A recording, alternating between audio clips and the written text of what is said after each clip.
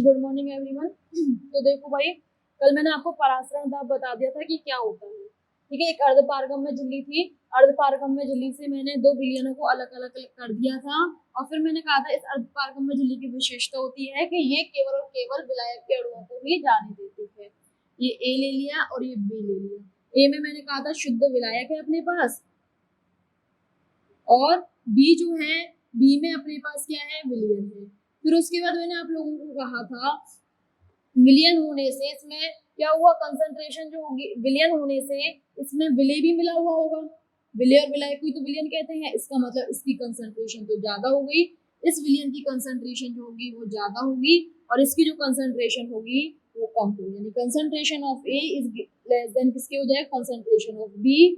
तो इससे क्या होगा, अर्धपारगम्य झिल्ली में से होके अर्धपारगम्य झिल्ली में से होके ए के अणु जो होंगे वो बी में जाने लग रहे थे। ठीक है, यानी कि गमन कहां से हो रहा है, कम सांद्रता के विलयन से अधिक सांद्रता के विलयन की तरफ, विलयन। ठीक है, और गमन करेगा कौन, विलायक के अणु, यानी कि विलायक के अणु यदि कम सांद्रता के विलयन से अधिक सांद्रता के विलयन की ओर जाने लगे तो इस घटना को कह रहे थे परासरण।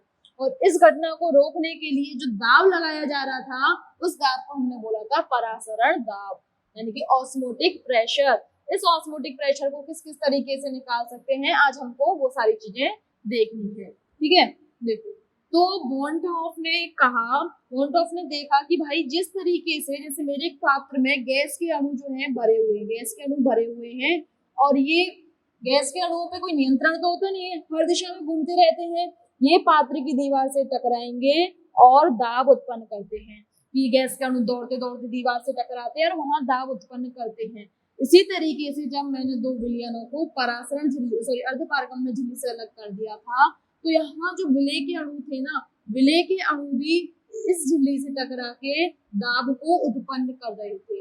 ये दाब क्या था, ये जो परासरण दाब था ना भाई, परासरण दाब हम उल्टी साइड से लगा रहे थे, जिस साइड से गमन होता है उसके दूसरी साइड से दाब लगाया था, याद रखना परासरण दाब। तो ये विलय के अणु जितने ज्यादा होंगे, ये विलय के अणु जितने ज्यादा होंगे उतना ही ज्यादा आपका परासरण दाब होगा। यानी कि इस चीज को, इस घटना को देखने के बाद जो स्टेटमेंट आपको मेनली याद रखना है, तो वॉन्टहॉफ ने कहा था कि भाई यदि मैं समान ताप के लिए स्थिर ताप पर बोल लो कि स्थिर ताप पर किसी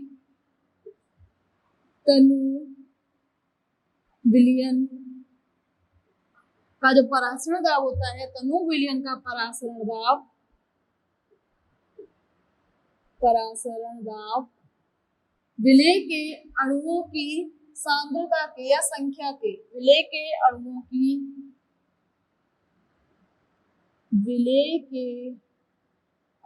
की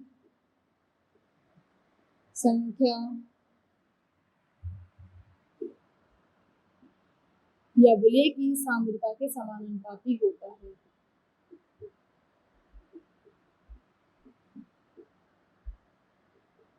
भाई ये जो विपरीत वाली चीज समझ तो आई ना, देखो फिर से देख लो एक बार, समानुपाती होता है।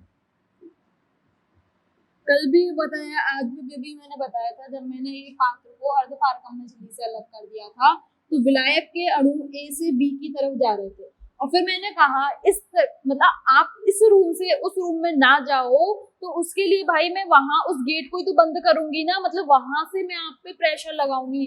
तो मैं क्या करूंगी, यहाँ से जो है इस वाली साइड से प्रेशर अप्लाई करना शुरू कर दूंगी, और वो प्रेशर जिसपे ये गमन रुक रहा था उसको हमने परासरण दाब बोला था, यानी कि उल्टी साइड से प्रेशर लग रहा था। और वॉन्टहॉफ ने कहा कि ये जो प्रेशर था ना वो विलय के अणु लगा रहे हैं, विलय के अणु घूम रहे हैं, वो दीवार से अर्धपारगम्य झिल्ली से टकरा के दाब उत्पन्न कर रहे हैं। तो उसने कहा कि जितने ज्यादा विलय के अणु उतना ज्यादा परासरण दाब, यानी कि जितनी ज्यादा विलय की सांद्रता उतना ज्यादा परासरण दाब। तो यहाँ से उसने क्या देखा कि आपका जो पाई है एट कांस्टेंट टेम्परेचर, आपका जो परासरण दाब पाई है वो डायरेक्टली प्रोपोर्शनल है किसके, कंसंट्रेशन के डायरेक्टली प्रोपोर्शनल है। बात क्लियर है। यहाँ से जब इस प्रोपोर्शनल के साइन को हटाओगे तो कोई ना कोई स्थिरांक आ जाएगा। मान लिया वो स्थिरांक क्या है आपका, के है, यहाँ पे बस मैंने के लिख दिया है, या फिर आप सीधे लिख दो स्थिरांक इंटू सी, आपको जैसे बुक में दिया हुआ है स्थिरांक इंटू सी। तो भाई स्थिर ताप पर परासरण दाब और कंसंट्रेशन का अनुपात एक स्थिरांक एक कांस्टेंट होता है। ये बात तो ठीक है, पर इसने जो है इस चीज को बॉयल का नियम क्यों कहा, उस चीज को भी देखते हैं। पहले एक और चीज यहाँ पे समझो, आपको पता है कि कंसंट्रेशन जो होती है इनवर्सली प्रोपोर्शनल होती है वॉल्यूम के। जितना ज्यादा वॉल्यूम होगा, यानी कि जितना ज्यादा तनु विलयन आपका होगा, उसकी कंसंट्रेशन उतनी ही कम हो जाएगी। तनु विलयनों में हमने क्या पढ़ा था कि कंसंट्रेशन कम होती है, कंसंट्रेशन इन द टर्म विलय की मात्रा कम होती है विलायक से। तो जितना ज्यादा वॉल्यूम कंसंट्रेशन का मान उतना कम। तो वहां से हम ये चीज लिख सकते हैं C inversely proportional to 1 upon volume. तो एक काम करो, इस वाली चीज को यहाँ रखोगे तो भाई पाई भी जो होगा वो B के क्या होगा, इनवर्सली प्रोपोर्शनल हो जाएगा।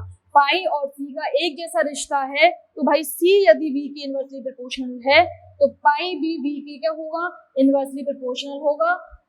इसका मतलब वही अगेन यहाँ पे इसको प्रोपोर्शनल को हटाएंगे तो कोई ना कोई स्थिरांक आएगा इंटू 1 अपॉन V। यहाँ से क्या हो जाएगा, pi into V is equal to स्थिरांक। ठीक है, अब एक बार बॉयल के नियम को याद करो। बॉयल ने क्या कहा था, बॉयल ने कहा था कि भाई आपका जो कांस्टेंट टेम्परेचर होता है, बॉयल कांस्टेंट टेम्परेचर पर, बॉयल का कथन लिख रहे हैं अभी, कांस्टेंट टेम्परेचर पर P जो होता है, प्रेशर जो होता है गैसेस का, वो इनवर्सली प्रोपोर्शनल होता है B के। यही बोला था। और फिर यहाँ से हम लोग लिख देते थे कि PV is equals to constant, उसी तरीके से। और आपको यदि ये चीजें याद ना रहे ना, तो ये आदर्श गैस के इक्वेशन से निकली ये सारी चीजें। 1 मोल आदर्श गैस इक्वेशन ले लेना, N इज इक्वल टू 1। अब मैंने कहा टेम्परेचर भी कांस्टेंट है, R भी कांस्टेंट, टेम्परेचर भी कांस्टेंट, तो PV भी क्या हो गया, कांस्टेंट। और यही आपका बॉयल का नियम था।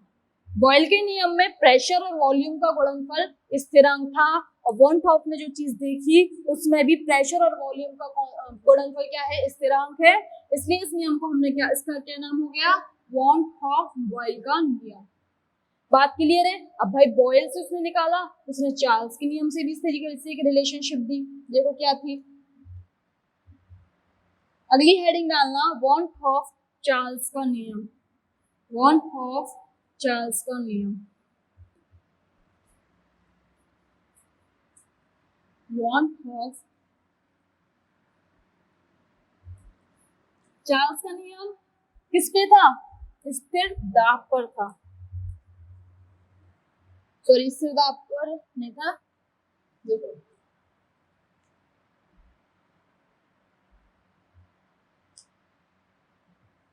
यदि मैं बात करूं, इस तरह मैंने कंसंट्रेशन को स्थिर कर दिया। मैंने क्या करा कि देखो पहले अपन चार्ल्स का नियम पढ़ लेते हैं। PV is equal to NRT होता है, ठीक है। तो यहाँ से इसको मैं इस तरीके से बोल सकती हूँ, और N upon V, mole upon आयतन को क्या कहते हैं, कंसंट्रेशन कहते हैं। मोलरता देखो, मोलरता में कंसंट्रेशन यही वर्ड यूज की थी, CR।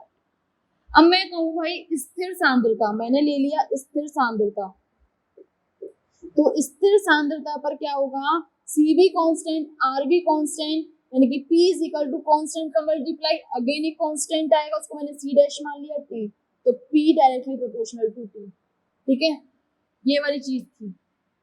अब देखो, आप बात करो परासरण दाब पे। परासरण दाब में यदि मैं दाब को स्थिर रख दूं, वॉन हॉफ ने क्या कहा था कि यदि मैं सांद्रता को स्थिर लेता हूँ, तो यदि जो मेरा परासरण दाब है वो टेम्परेचर के समानुपाती होता है, कि जितना ज्यादा टेम्परेचर होगा, विलय के अणुओं की गति बढ़ जाएगी। भाई टेम्परेचर बढ़ने से आप उस जगह पे तो रहोगे नहीं, आपका मूवमेंट बढ़ जाएगा, और मूवमेंट बढ़ जाएगा तो झिल्ली पे जो लगने वाला दाब है वो बढ़ेगा कि नहीं बढ़ेगा। मतलब मैंने आप लोगों की इस रूम में संख्या तो नहीं बढ़ाई है, आप लोग 10 स्टूडेंट हो तो 10 ही स्टूडेंट हो, लेकिन मैंने इस रूम का टेम्परेचर बढ़ा दिया, तो क्या आप अपनी सीट पे बैठ पाओगे, क्या नहीं बैठ पाओगे, इधर उधर जाने लगोगे, कहोगे मुझे इस रूम में से बाहर जाना है, बहुत ज्यादा गर्मी है। इसका मतलब सांद्रता तो आपकी वही 10 स्टूडेंट हैं, लेकिन आपका मूवमेंट बढ़ने से अब इस गेट पे जो लगने वाला प्रेशर है, आप लोग जब इसको पीटोगे कि खोलो खोलो हमें बाहर जाना है, तो इस गेट पे जो लगने वाला प्रेशर है वो ज्यादा हो जाएगा। इसका मतलब कांस्टेंट यदि मैं कंसंट्रेशन लेती हूँ तो जो परासरण दाब होगा वो ताप के समानुपाती होगा, जितना ज्यादा ताप उतना ज्यादा आप दाब लगाओगे।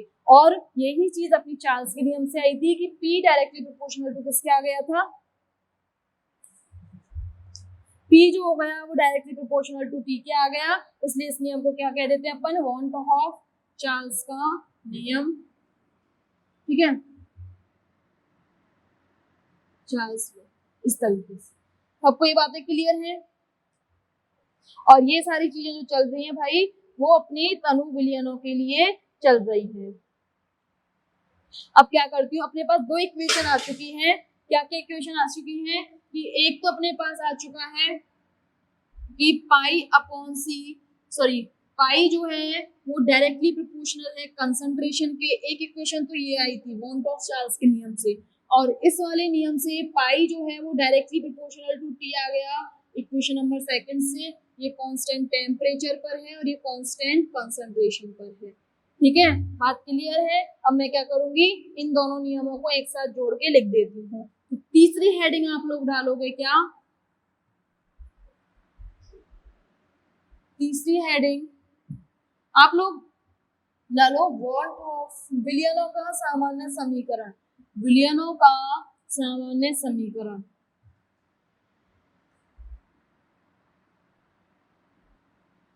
विलियनों का सामान्य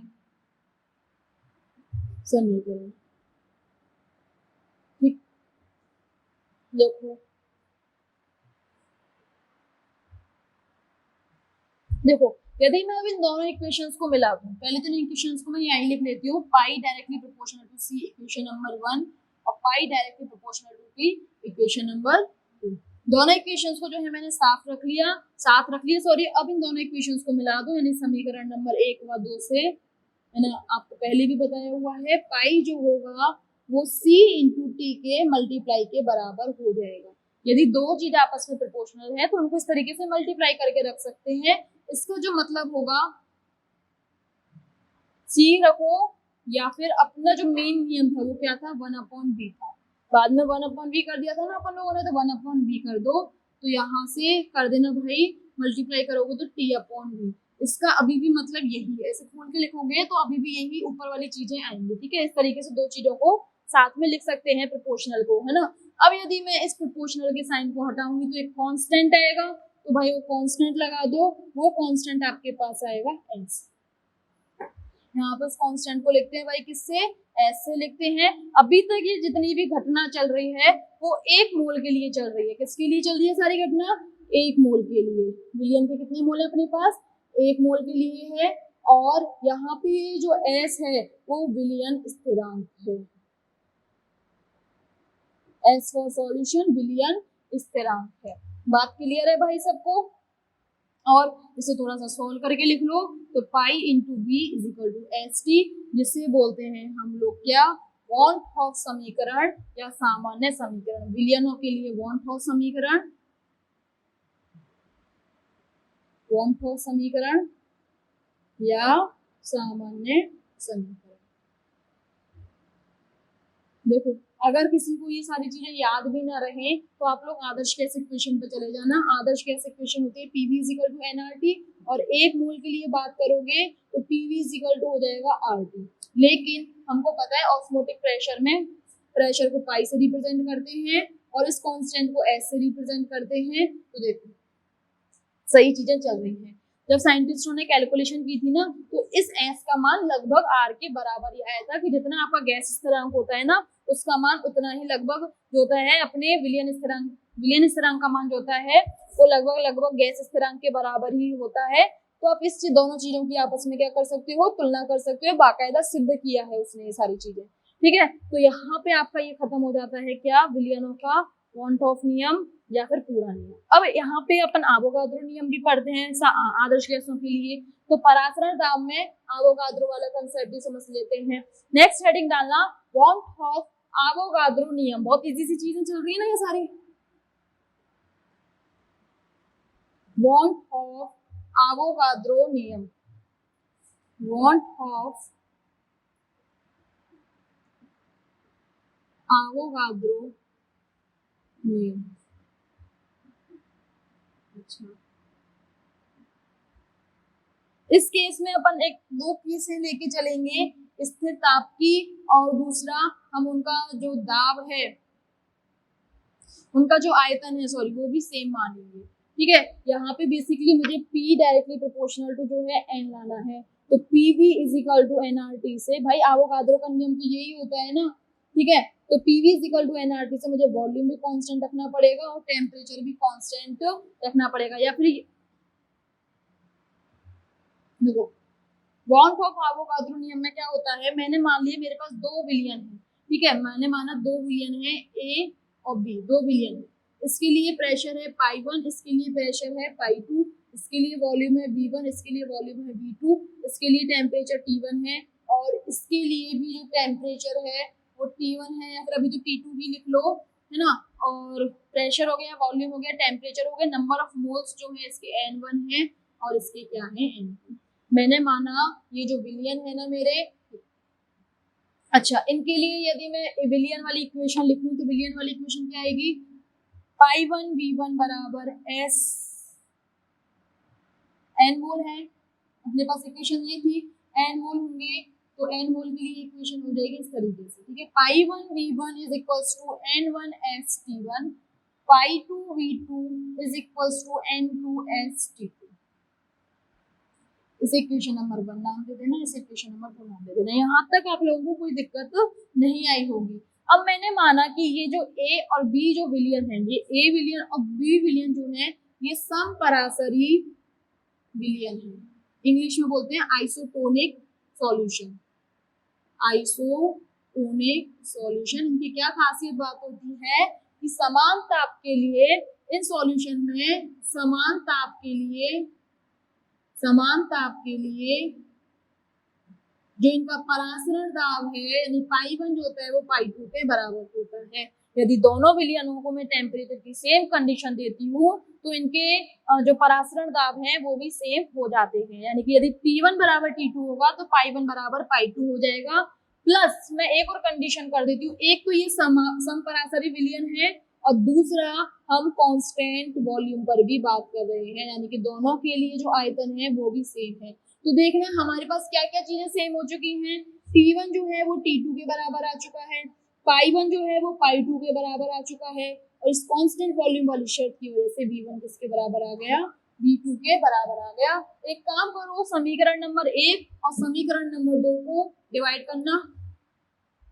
equation number 1 divided by equation number 2, तो यहाँ से आएगा π1 V1 upon π2 V2 is equals to N1 S T1 N2 S T2। ठीक है, अब ये जो कंडीशन सेम हुई थी तो जहां जहां देखो कि हम इस इक्वेशन को इस तरीके से लिख सकती हूँ, π1 V1 π2 की जगह पे मैं π1 लिख सकती हूँ, कब, यदि मेरा समपरासरी विलियन है। ठीक है, और V2 की जगह पे V1 लिख सकती हूँ, कब, जब मैंने कांस्टेंट वॉल्यूम की कंडीशन को भी लिया हुआ है। यहाँ से N1 S T1 upon N2 S T2। काटने वाली चीजों को काटना एक बार, देखो क्या क्या करता है। कर गया, क्या बचा आपके पास, अल्टीमेटली आपके पास बचा, देखो N1 अपॉन N2 बराबर 1, इसका मतलब N1 बराबर N2। यही तो आपका एवोगाद्रो का नियम होता है कि नहीं होता। इसका मतलब समान ताप के लिए समान ताप समान परासरण दाब पर समान ताप व समान परासरण दाब पर, ये दोनों कंडीशन थी, समान ताप समान परासरण दाब पर विलियनों के समान आयतन के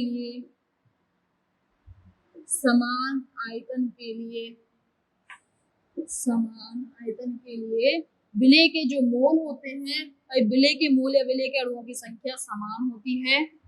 विलेय के अणुओं की संख्या समान होती है और ये जो संख्या हम समान किसमें करते हैं, एवोगाद्रो नियम में, इसलिए इसको बोलते हैं अपन क्या, वॉन ऑफ एवोगाद्रो नियम। सारी बातें क्लियर है, समपरासरण दाब भी आपका क्लियर है, समपरासरी विलियन भी आपका क्लियर है। तो ये सारी चीजें जो होती हैं आपकी कंप्लीट है और जितने भी हमने सारे नियम करे हैं वो किसके लिए किए हैं, तनु विलियनों के लिए किए हैं। इसलिए कहते हैं वॉन हॉफ का तनु विलियनों के लिए सिद्धांत या तनु विलियनों में सिद्धांत। बात क्लियर है। ठीक है भाई। नेक्स्ट जो इसमें हमें पढ़ना है, चलो एक दो ना क्वेश्चन कर लेते हैं इसके लिए। जो इसमें जो मेन चीज जो आपसे पूछी जाती है ना, वो पूछी जाती है वही भार को निकालना, विलेय की भार की विलेय जो होता है उसका भार निकालना। परासरण दाब के परिकलन तो हो चुका है अपना, देखो ये सारी चीजें आ गई। अब यहाँ से अपने को एक दो चीजें और सीखनी है, वो क्या, देखो परासरण दाब अपना कितना गया है, परासरण दाब अपने पास आया है। अब मैं इसे RT लिख सकती हूँ क्योंकि मुझे पता है S और R क्या होते हैं, बराबर होते हैं। ठीक है, तो यहाँ से परासरण दाब का मान कितना आ गया, nRT के बराबर। परासरण दाब का परिकलन चल रहा है, परासरण दाब का परिकलन। ठीक है, देखो pi v equal to nRT, तो pi equal to nRT upon v, और n अपॉन v को क्या बोलते हैं, CRT। इसका मतलब आप परासरण दाब को इसके जरिए निकाल सकते हैं। इस इक्वेशन का यूज करो या इस इक्वेशन का यूज करो, जो भी चीज दी हुई है आप उसी अकॉर्डिंग यूज करो। बाय चांस मोल भी नहीं दिए उसने, मोल आपको निकालने हैं, तो मोल होता है W अपॉन M। ये विलेय की चीजें हो रही है सारी, विलेय की चीजें होती है अपनी सारी, तो सॉरी WRT अपॉन M। इस तरीके से भी आप निकाल सकते हो। भाई मुझे मेन इक्वेशन पता होनी चाहिए, अब वो कुछ भी दे दे, अगर वो क्या कहते हैं moles they, number of moles और वॉल्यूम दे, तो इस वाली इक्वेशन का यूज करूंगी। नहीं दे रहा वो कंसंट्रेशन टर्म सीधे दे रहा है कि इतने मोलर सॉल्यूशन का निकालो या इतने मोलर सॉल्यूशन का परासरण दाब डालो, तो मैं सीधे कंसंट्रेशन की वैल्यू रखूंगी। भाई उसने मोल भी कैलकुलेट करके नहीं दिए कि विलेय के कितने मोल लिए हैं, तो मुझे मोल भी खुद ही को निकालना पड़ेगा। बात क्लियर है। अब मैं ये काम कर सकती हूँ, तो वो मुझसे अणुभार भी, जो विलेय का जो अणुभार है वो भी कैलकुलेट करवा सकता है। इस वाली इक्वेशन से m का मान देखो कितना आएगा, WRT upon pi into v। Clear है, कुछ अलग से तो हमने यहाँ पे किया नहीं है, बस इक्वेशंस को उल्टा सीधा करके रखा है। जो जो चीज चाहिए भाई वो चीजें अपन लोगों ने निकाल दी है। एक क्वेश्चन मैं आपको इस पे करा देती हूँ कि किस तरीके से अपने को करना है। क्वेश्चन लिखना आप लोग कि 10 ग्राम पदार्थ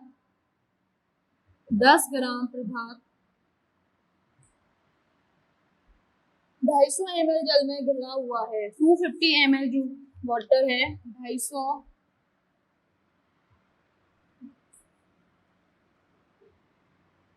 250 ml जल में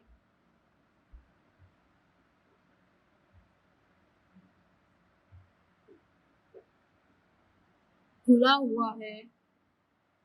इस विलयन का 15 डिग्री सेंटीग्रेड पर परासरण दाब 600 mmHg है। ठीक है, ये समान है। फिर उसके बाद आपसे पूछा है पदार्थ का अणुभार ज्ञात करो। पदार्थ का अणुभार ज्ञात करो कि इसका अणुभार जो है वो कितना है। मैं तो बिल्कुल ही नहीं कह रही आप वो m वाली इक्वेशन में मान रखो सारे, मैं तो कह रही हूँ मुझे पता है क्या, pi v is equals to nRT होता है। ठीक है, और pi v is equals to W upon M into RT होता है।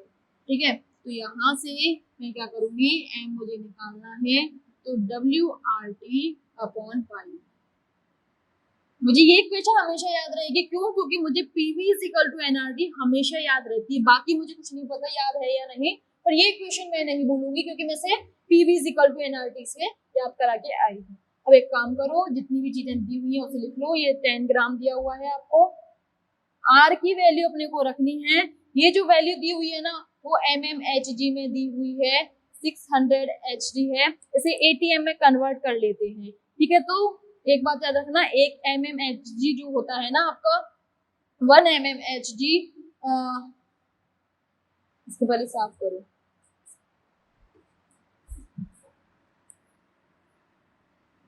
ठीक है, इसको साफ करने के बाद हाँ जी देखो, तो है ना, मैं आपको पहले एक टेबल बता देती हूँ। देखो एक तो ये तो प्रेशर्स को चेंज, प्रेशर जो है अपना दाब है उसकी इकाइयों की इंटर कन्वर्जन की फॉर्म यूनिट्स हैं। देखो एक एटीएम होता है वो 760 mmHg के बराबर होता है, एक टॉर जो होता है वो एक mmHg के बराबर होता है, एक एटीएम 760 टॉर के बराबर होता है, एक एटीएम को किलो पास्कल में वैल्यू है। दूसरी आर की, बस आप ये 3 वैल्यूज याद रखना, बहुत सारी होती है हर किसी एनर्जी, देखो जूल भी एनर्जी का ही मात्रक होता है, लीटर एटीएम भी एनर्जी का होता है, और एक कैलोरी भी एनर्जी का होता है। तो देखो 8.314 जूल जब लेंगे तो यहाँ पे ये जो दाब होता है वो आपका पास्कल में ही होता है आपका, या बार में होगा। आप ये सारी वैल्यूज नोट कर लेना, ठीक है। अब यहाँ देखो अपने पास जो दाब दिया हुआ है ना वो mmHg में दिया हुआ है, और मुझे यहाँ पे आर की वैल्यू रखनी है, वो मेरे पास mmHg में नहीं है, किसमें, या तो जूल में है, या लीटर एटीएम में है, या कैलोरी में। मैं एक काम करूंगी, इस mmHg को मैं एटीएम में कन्वर्ट कर लेती हूँ, ठीक है। तो मेरे को दिया हुआ है एक एटीएम किसके बराबर है, 760 mmHg के बराबर है, या फिर आप ये बोल सकते हो कि 760 mmHg किसके बराबर है, एक एटीएम के बराबर है, और मेरे को कितना दिया हुआ है 600 mmHg, तो ये किसके बराबर हो जाएगा 1/760 इंटू 600 एटीएम, ठीक है। इतना आ गया, यानी कि अब मैं इस आर की वैल्यू को कितना लिखूंगी 600/760 एटीएम। देखो यूनिट साथ में लिखते जाना, हम सही कर रहे हैं या नहीं कर रहे हैं अभी आपको 2 मिनट में पता चलेगा। टेम्परेचर कितना दिया हुआ है 50 डिग्री सेंटीग्रेड, और मुझे किसमें चेंज करना है केल्विन में, तो 273 को ऐड कर दो तो आपके पास आएगा 288 केल्विन। लिखो 288 केल्विन, ये वैल्यूज को कहीं और नोट कर लेना, मिक्स मत कर लेना, ठीक है। हो गया प्रेशर, एक सेकंड रुको, यहाँ तो मैं आर की वैल्यू लिखनी थी, प्रेशर तो नीचे आएगा, प्रेशर नीचे, आर की वैल्यू मैं लीटर एटीएम वाली लिख रही हूँ क्योंकि मैंने एटीएम में कन्वर्ट किया है, 0.0821, इसकी यूनिट यहाँ लिख रही हूँ, litre ATM mole inverse kelvin inverse, ठीक है। पाई कितना है मेरे पास, परासरण दाब हो गया 600/760 एटीएम, ठीक है। और वॉल्यूम कितना है भाई मेरे पास, वॉल्यूम है 250 ml है, ml को लीटर में बदलने के लिए ऊपर 1000 का मल्टीप्लाई हो जाएगा, ठीक है। अब ये सारा कुछ किसमें हो गया, ये मेरा लीटर में बदल चुका है, ठीक है, क्योंकि 1000 का भाग लग गया। एक काम करो यूनिट्स को काटो, लीटर से लीटर गया, एटीएम से एटीएम गया, केल्विन से केल्विन गया, केल्विन ऊपर एक केल्विन इनवर्स है। आपके पास बच्चे क्या है, यूनिट क्या बची आपके पास, देखो मैं यहाँ लिख दूं, आपके पास यूनिट बचे ग्राम मोल इनवर्स, यही यूनिट आपकी किसकी थी, मोलर भार की थी, मतलब आप लोग सही चल रहे हो एकदम। बात क्लियर है, मैंने इसलिए यहाँ पे इसे एटीएम में कन्वर्ट किया था, एटीएम में कन्वर्ट करोगे तो आर की वैल्यू ये वाली लेना, ठीक है। आगे आगे तो अपने पास बस कैलकुलेशन है, और कैलकुलेशन आपको किस किस के बीच करनी है, 10 into 0.0821 into 288 into 1000 into 760 upon 600 into 250। जब आप इसको सॉल्व करोगे तो आपके पास आंसर आएगा 1198, कितना आएगा 1198। सॉल्व कर लेना भाई, मेरा जो मेन काम था यहाँ पे यूनिट कन्वर्जन सिखाना था कि इस तरीके से आपको यूनिट कन्वर्जन करनी है। बात क्लियर है, तो ये आपका कंप्लीट हुआ परासरण दाब, ठीक है। अब हम लोग करते हैं क्वथनांक उन्नयन, elevation in boiling point. Heading डालोगे आप लोग कॉपी में क्या, क्वथनांक उन्नयन, एलिवेशन इन बॉइलिंग पॉइंट। क्वथनांक, सबसे पहले क्वथनांक उन्नयन पढ़े उससे पहले अपने को ये तो पता होना चाहिए कि भाई क्वथनांक होता क्या है, क्वथनांक की डेफिनेशन होती क्या है।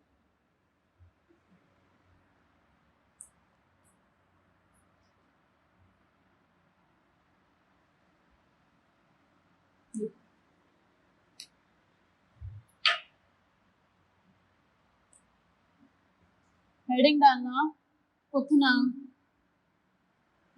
उन्नयन, एलिवेशन इन बॉइलिंग पॉइंट। तो सबसे पहले बात आती है कि ये क्वथनांक जो वर्ड है, क्वथनांक की डेफिनेशन क्या होती है, बॉइलिंग पॉइंट की डेफिनेशन क्या होती है, तो वह ताप, कौन सा ताप होता है ये, जिस पर विलयन का, जिस पर जो दाब होता है किसी द्रव का, द्रव के लिए बात करते हैं, इसको ढंग से हेडिंग डेफिनेशन लिख लो, किसी द्रव का वह ताप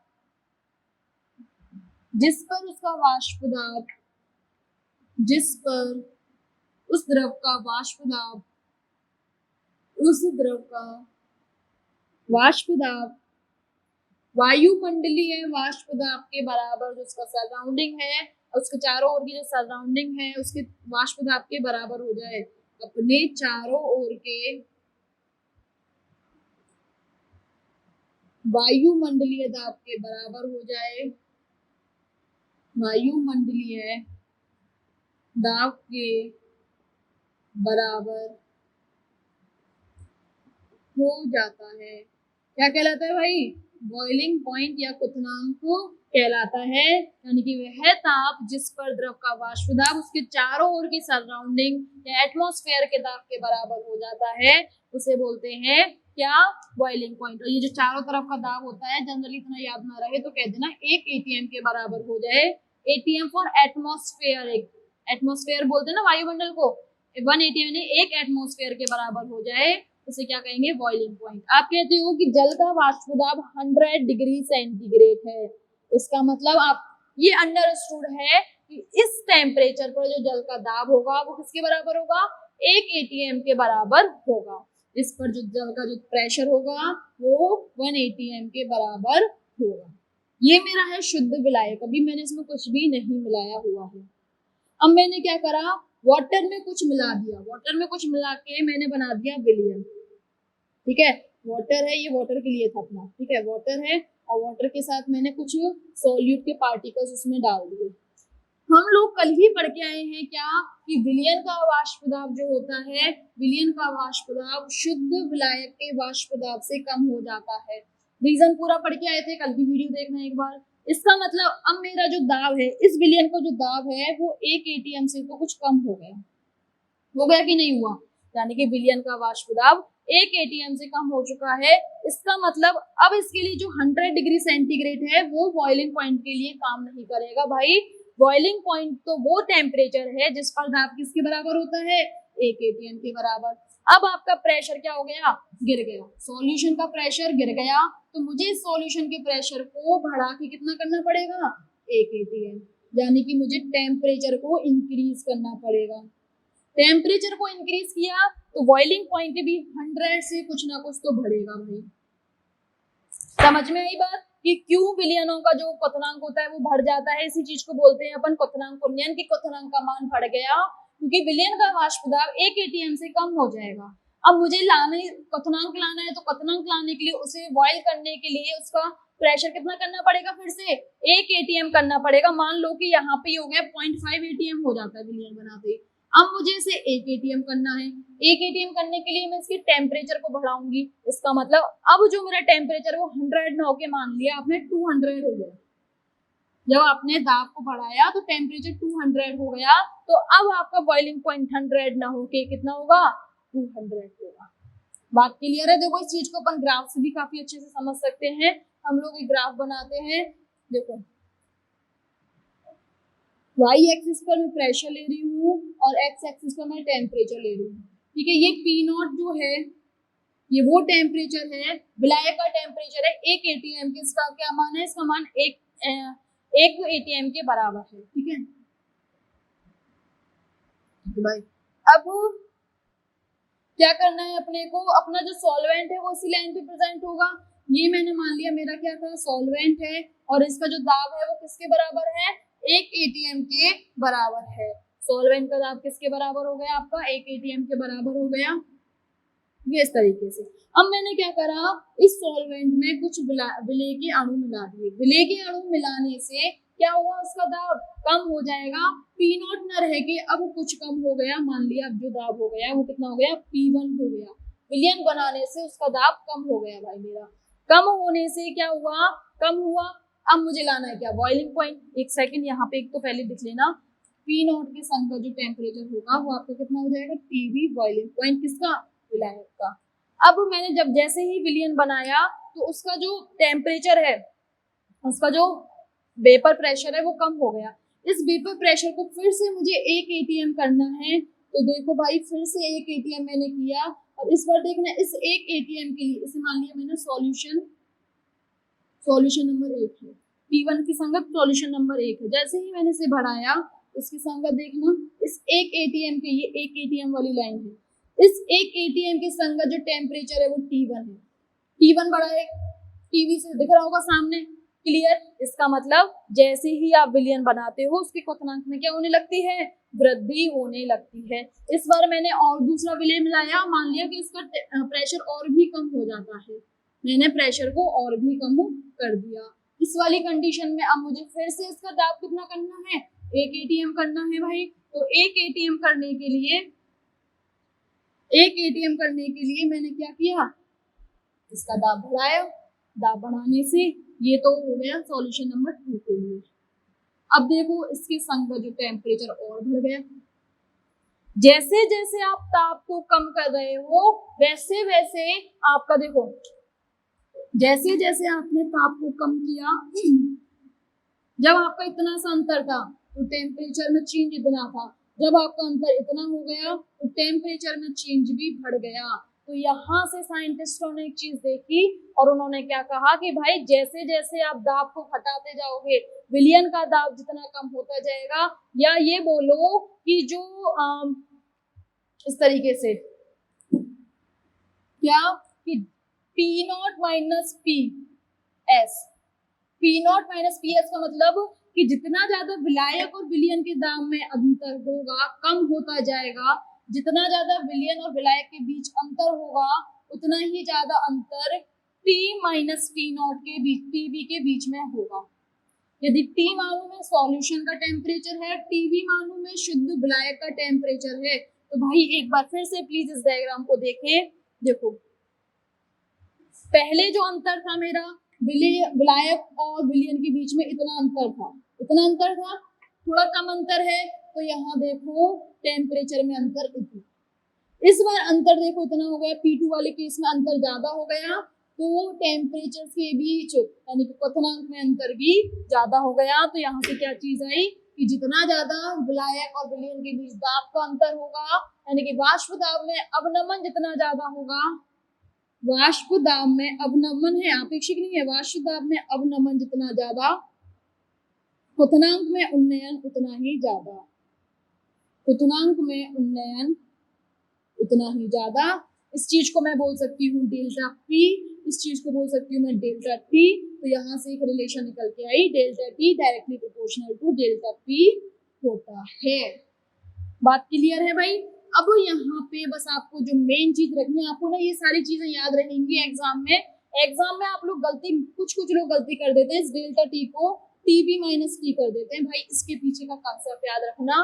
यहाँ पे इस वाले केस में, क्योंकि हिमांक अवनमन में यहाँ थोड़ा वहां भी डेल्टा T लिखेंगे, बस थोड़ी सी चीज अलग होगी।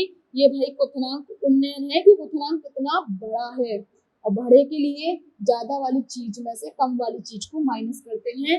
ये T माइनस Tb के बराबर है आपका, ना कि Tb माइनस T के बराबर है।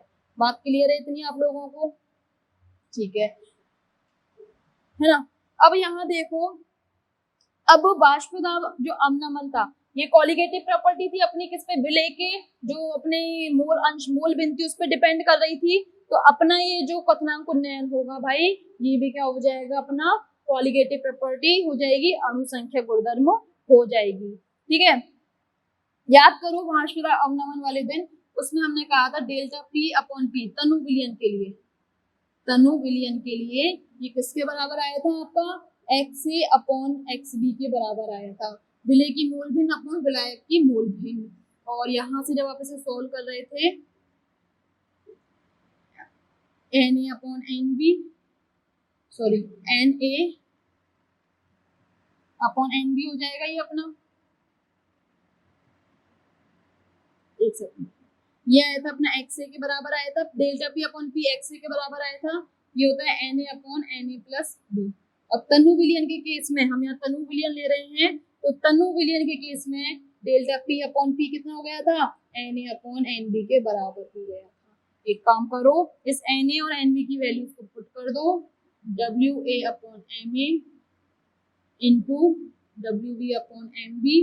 पर मुझे चाहिए क्या, मुझे तो केवल डेल्टा P चाहिए, ये डेल्टा P अपॉन P है, तो यहाँ से डेल्टा P किसके बराबर हो जाएगा, P इंटू, ये P भूल मत जाना, ये शुद्ध विलायक वाला वाष्प दाब था, एक बार कल वाली वीडियो को रिवाइज कर लेना, नोट्स बनाए होंगे, नोट्स में देख लेना।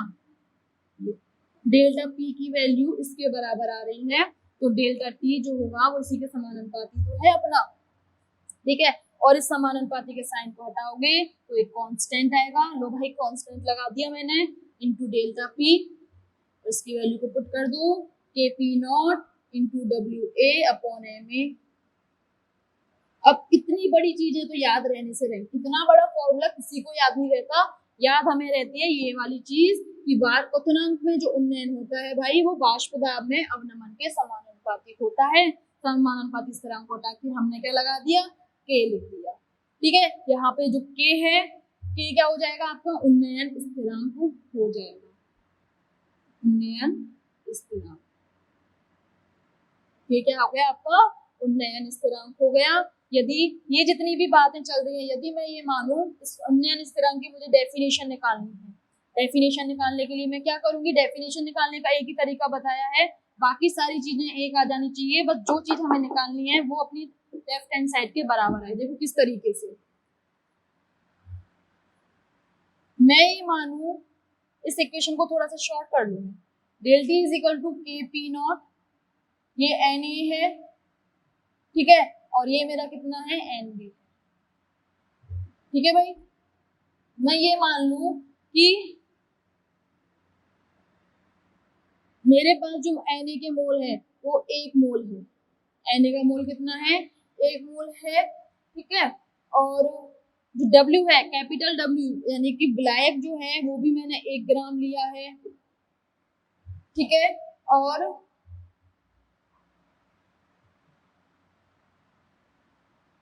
यहाँ पे ना अपने को एक चीज करनी है, 1 सेकंड रुको, अपने पास ये सारी चीजें आ गई, हम इसकी डेफिनेशन निकालेंगे, उससे पहले एक चीज सुनो।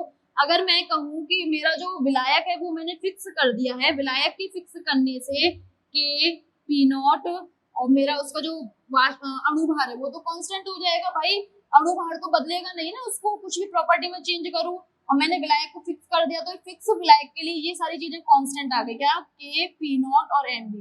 तो इन तीनों को मिला के एक नया कांस्टेंट नाम दे दिया मैंने, क्या भाई, कैपिटल के लिख दो। ये यदि आप स्मॉल के ले रहे हो तो इन तीनों को मिला के कैपिटल के लिख दो, ये और ये तीनों मिलके एक नया स्थिरांक हो जाएंगे। उन्नयन स्थिरांक इस कैपिटल के को बोलेंगे, तो डेल्टा टी आपके किसके बराबर आ जाएगा, के डब्ल्यू ए, इसको सही कर लीजिए, M B upon W B आएगा,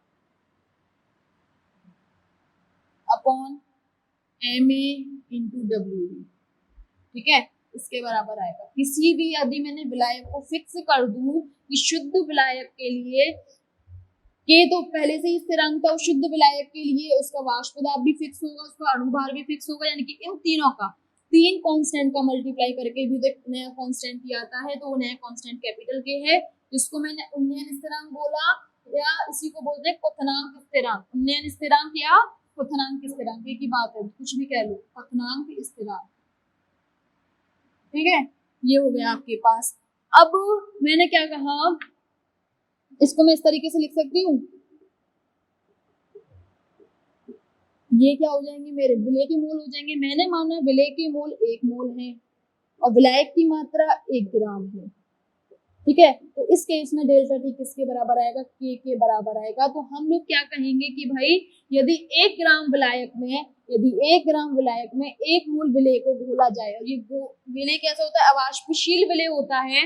यदि 1 ग्राम विलायक में 1 मोल अवाष्पशील विलय को मिलाया जाए तो उसके जो क्वथनांक में होने वाला उन्नयन होता है वो किसके बराबर होता है, क्वथनांक स्थिरांक या उन्नयन स्थिरांक के।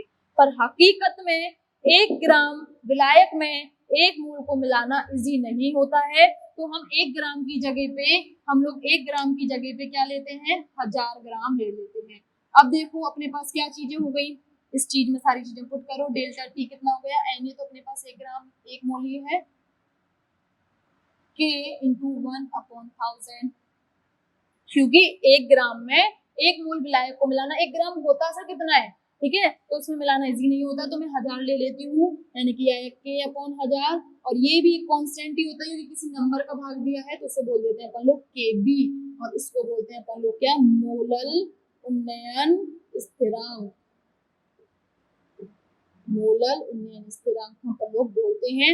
इन सारी वैल्यूज को क्या करो, आप पुट कर दो डेल्टा टी वाली इक्वेशन में। तो आप लोगों के पास डेल्टा टी किसके बराबर आ गया, अब आप लोगों के पास डेल्टा टी भी किसके बराबर आएगा, टी बी लिख दो, फ्रीजिंग के लिए अलग लिख देंगे, के की जगह पे तो के बी लिखोगे, K V into W A upon M A, K V into M A, ठीक है, और कैपिटल डब्ल्यू, कैपिटल देखो एक सेकंड, यहाँ से के की वैल्यू निकालना, यहाँ से के की वैल्यू आएगी आपके पास के वी इंटू 1000, इतनी आएगी, पुट करो values, delta T is equal to K V into 1000 into W A upon M A into W. ये भी आपका क्वथनांक स्थिरांक का फॉर्मूला होता है। या तो एग्जाम में वो आपको डायरेक्ट के की वैल्यू देगा उन्नयन स्थिरांक की, या आपको देगा मोलन उन्नयन स्थिरांक। मोलन उन्नयन स्थिरांक देता है तो ऊपर 1000 का मल्टीप्लाई हो जाएगा। रीजन आपको बता दिया, मोलन उन्नयन स्थिरांक आया कब था, जब अपन ने उन्नयन स्थिरांक में 1000 का भाग लगाया था। क्यों लगाया था, क्योंकि विलायक के 1 ग्राम में 1 मोल को घोलना इतना इजी नहीं होता, हम 1000 ग्राम में घोलते हैं। तो या तो यहाँ से कर लो क्वेश्चन, या यहाँ से कर लो, पर अल्टीमेटली चीजें क्या याद रखनी है आपको कि वाष्प उत्क्वथनांक में होने वाला उन्नयन वाष्प दाब में अवनमन के समानुपाती होता है। अभी कल के लेक्चर में हम इस मोलन उन्नयन स्थिरांक को वाष्पीकरण की गुप्त ऊष्मा से भी जोड़ेंगे, यानी कि लेटेंट हीट से भी अपन जोड़ेंगे। वहां भी एक फॉर्मूला आपका आता है, तो यहाँ तो नहीं, पर कंपटीशन पर्पज से बहुत इंपॉर्टेंट होता है, ठीक है। बाकी अपन कल की क्लास में देखते हैं।